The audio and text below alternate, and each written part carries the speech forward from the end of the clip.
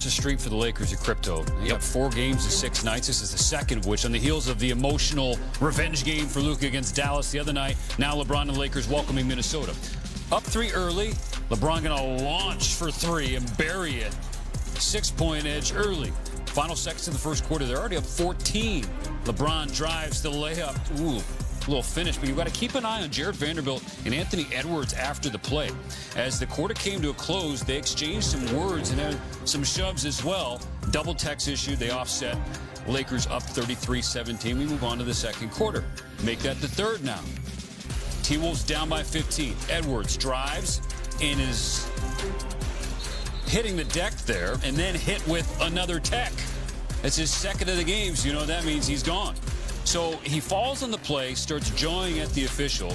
That leads to the technical foul. It was his 16th of the season, so he's going to be suspended for the next game. First player with 16 techs before March since Boogie Cousins back in 2016-17. So he's going to toss that ball into the crowd, a little souvenir, and an early shower.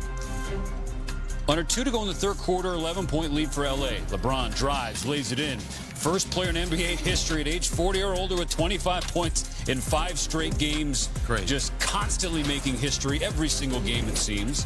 Now in the fourth quarter, Minnesota hanging in there. Terrence Shannon Jr. with speed lays it in. They're within 6. Now within 3. Luka, after the foul, banks it in. He missed the free throw. A lot of missed free throws late in the game for the Lakers. They're up 5 at that point. Now up 4.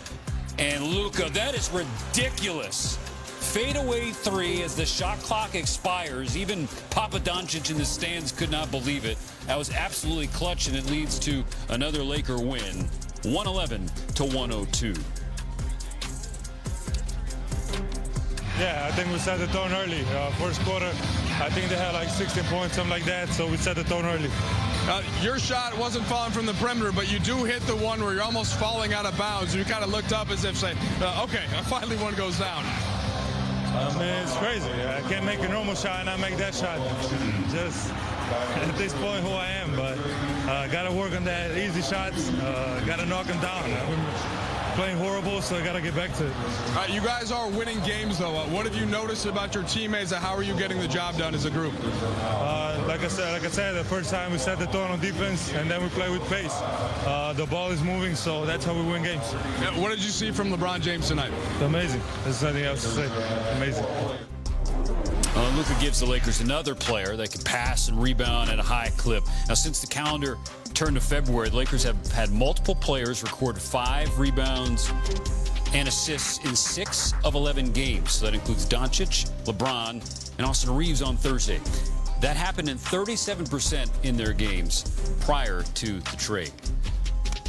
All right, let's say hello to my guy, Kendrick Perkins, who's joining us from his humble abode. And Perk, I want to hit you on 2 teams that made big moves for big-name stars ahead of the deadline. Talking about the Lakers with Luka and then the Warriors with Jimmy Butler. Now, first with the Lakers. Now, once he was traded, all the talk was how Luka and LeBron were going to mesh offensively. At this point, how smooth has then that transition been in your estimation?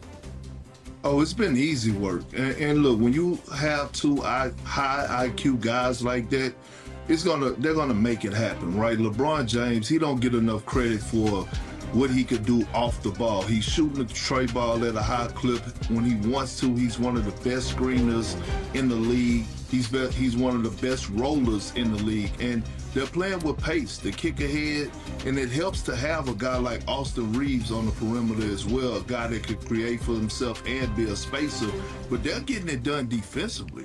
I mean, since January, they've been the #1 defensive team in the league, and they've been paying close attention to detail. Yes, they got some healthy bodies back. Yes, Finney Smith helps, but again, they are allowing teams to shoot the 3 ball because they don't believe that a lot of teams around the league can make threes at a high clip, and it's working out for them. Perk, I'm not sure what specific vintage you were enjoying while enjoying these games tonight, but we were witness to another vintage Steph Curry performance on Thursday. What stuck out to you about his performance? What impressed you the most?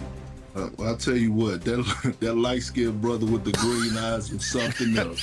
He's something else because Think about this. Think about what Steph Curry was about 2 months ago. He looked so defeated at times, and all of a sudden you make a move and get a bona fide second option, and it gives Steph life again. And now we're starting to see the Steph that we saw in the Olympics, a Steph Curry that is playing with joy, a dangerous Steph Curry. Well, now, all the attention is not just on him, because people have to remember, Jimmy Butler is more than just a scorer. He brings a certain type of dog attitude to a team that you can't find in a lot of places. And so now you hear Draymond Green at the All-Star break talking about, we're going to win a championship. That's because they finally got some belief and hope in that locker room, and Steph Curry believes as well. The Warriors 7-2 since acquiring Jimmy Butler. On Thursday, started well for the Magic, though. Paulo Banchero working on Kevon Looney. Oh, my. Yam. Magic up 20-16. They shot 64% in the first half. Second quarter, Warriors down by 15. Curry from the logo. 12-point game. 4 minutes left in the half. Curry working on Wendell Carter Jr. 3 more. Got that, but still a 12-point game. 2 minutes later, Franz Wagner up top for Banchero. Banchero 24 in the first half, 41 for the game. He wasn't close to the leading scorer. This is when things started to change. 1 second left, Orlando up 17. That's 56 feet for Curry, according to Second Spectrum.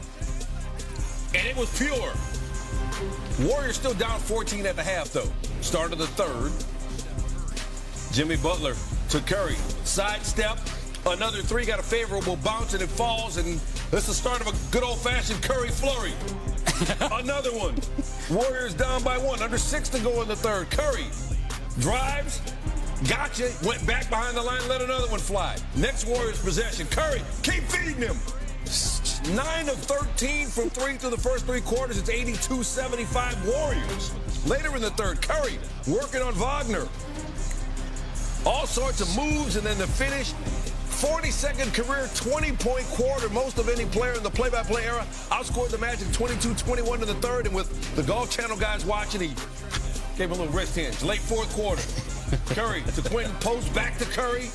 26 game with double-digit threes. That's 10. And then Curry, his 12th three of the game in 19 tries. How about 56 for Curry, his 14th career 50-point game? The Warriors take their 5th straight, 121-115 over the Magic, with Steph Curry leading the way. It never gets old watching, I can tell you that. I think the fans here tonight, even the Magic fans, they know they're witnessing greatest shooter ever and one of the greatest performers ever. He's an incredible performer, and he put on quite a show tonight. But aside from Steph, what do you think was the difference? The man had 56 points. There is no aside from Steph. He had 56. I have to channel February 27th energy, all the time. I don't know what it is, but tonight was different just because we needed all of them to kind of